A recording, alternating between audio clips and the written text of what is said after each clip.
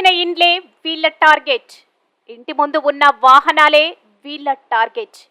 పట్టణంలో మళ్లీ వరుస చోరీలు. ఇందుకు పోలీసుల పెట్రోలింగ్ లోపమే కారణమా? పట్టణంలోని ఓ ఇంట్లో చోరీ. అదే రోజు మరో ఇంటి ముందు ఉన్న ద్విచక్ర వాహనం చోరీ. రంగారెడ్డి జిల్లా శాంతినగర్ పట్టణంలో మళ్లీ దొంగతనాలు మొదలయ్యాయి. పట్టణంలోని ఆఫీసర్స్ కాలనీ ఫేజ్ 2లో వరుసగా 2 చోరీలు జరిగాయి. ఒకే కాలనీలో శ్రీనివాసరావు అనే వ్యక్తి ఇంట్లో గుర్తు తెలియని వ్యక్తి దొంగతనానికి పాల్పడ్డాడు. ఇంటికి తాళం వేసి ఉండటాన్ని గమనించి ఇంటి గేటు దూకి ఇంటి తాళం పగలగొట్టి బీర్వాలో ఉన్న బట్టలు, వస్తువులు చిందర వందరగా పడేశాడు. విలువైన నగలు, డబ్బులు ఉన్నాయనుకుని దొంగతనానికి ఒడిగట్టాడు.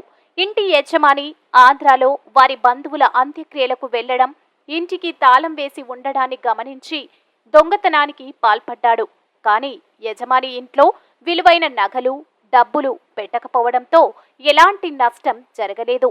ఇల్లు మొత్తం గాలించి ఏమీ దొరకకపోవడంతో బీర్వాలో ఏటీఎం కార్డు తీసుకుని దాని మీద ఉన్న పిన్ నెంబర్తో ఖాతా ఉన్న 1500 ఏటీఎం ద్వారా డ్రా అయినట్టు ఇంటి యజమాని తెలిపారు.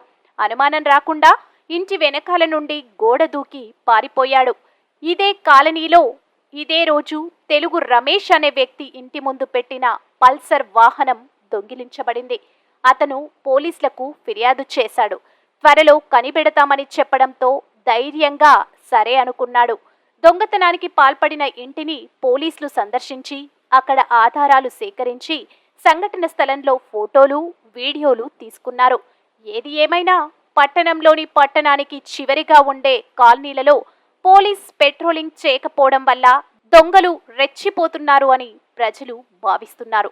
ఎన్ని సంఘటనలు జరిగినా పెట్రోలింగ్ నిర్వహించడం లేదని, పెట్రోలింగ్ చేస్తే ఇలాంటి సంఘటనలు చోటు చేసుకోకుండా ఉంటాయని పట్టణ ప్రజలు భావిస్తున్నారు.